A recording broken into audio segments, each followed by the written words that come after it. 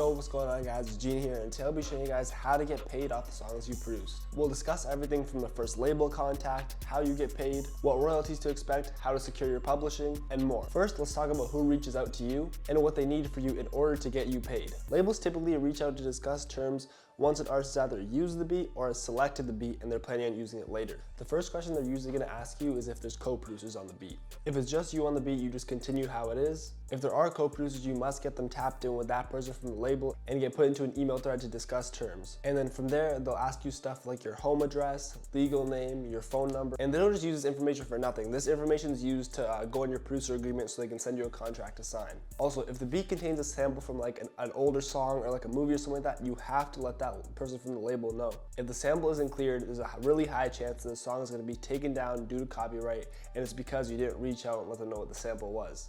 For example, on the Vana 1700 song I produced called Swing It, there was a Gucci Mane sample from one of his old songs called Swing My Door, which is like the name, like Swing It and then Swing My Door.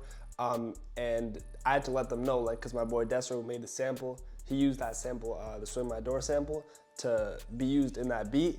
And we let the label know, and obviously it got cleared, so that's why it's out right now.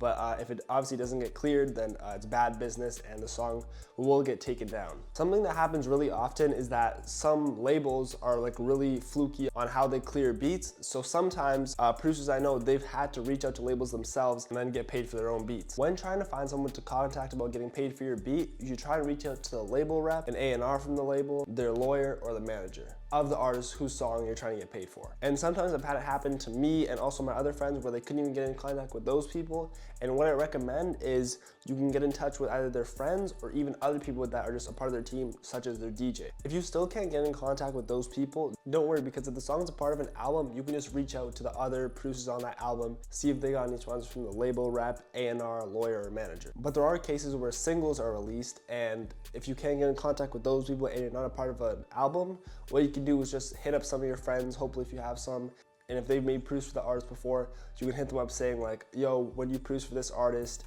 did you get paid? Like, how did the contract work and stuff like that?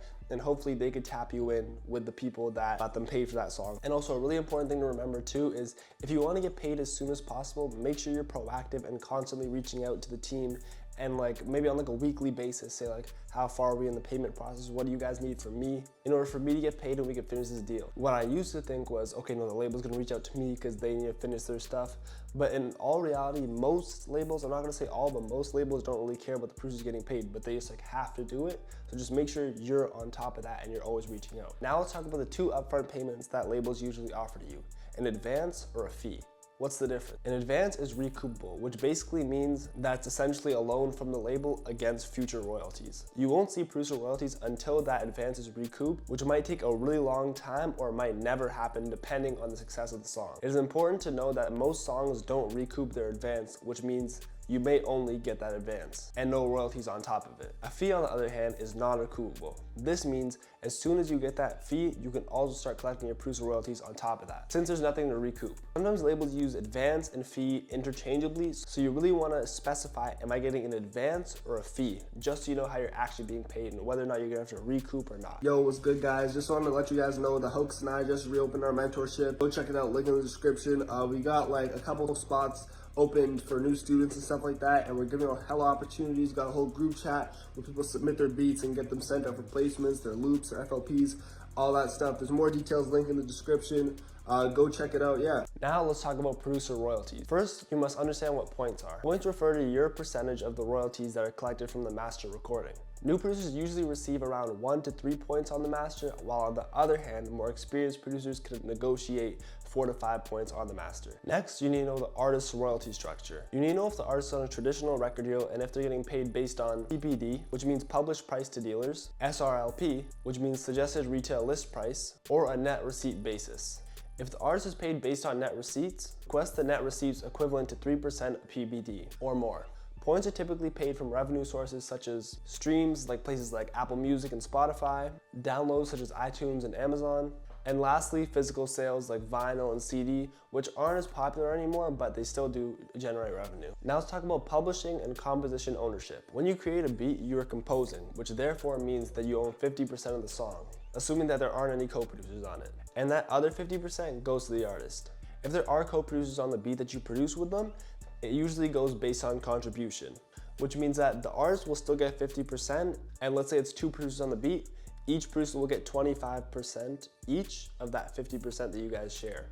Or if it's like 5 producers, each producer will get 10% of that 50%. And now when it comes to publishing, performance royalties come from public performances, such as like radio, concerts, live shows, TV, etc. In order to collect these, you must register with a performance rights organization, also known as a PRO, such as ASCAP, BMI, CSAC, SOCAN. There are many more, but those are the more like popular ones. So definitely go sign up.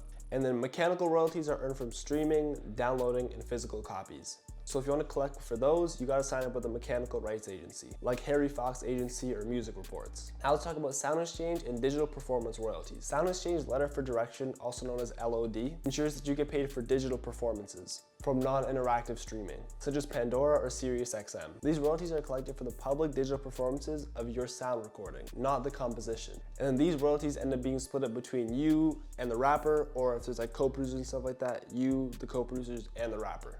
Also keep in mind that this is separate from producer royalties and publishing income. Now lastly, understanding work for hire agreements. In most cases, the label will own the master recording copyright as a work for hire, which is that any created work can be copyrighted. Be clear that this only applies to the master. Never share away your publishing rights or your share of the composition.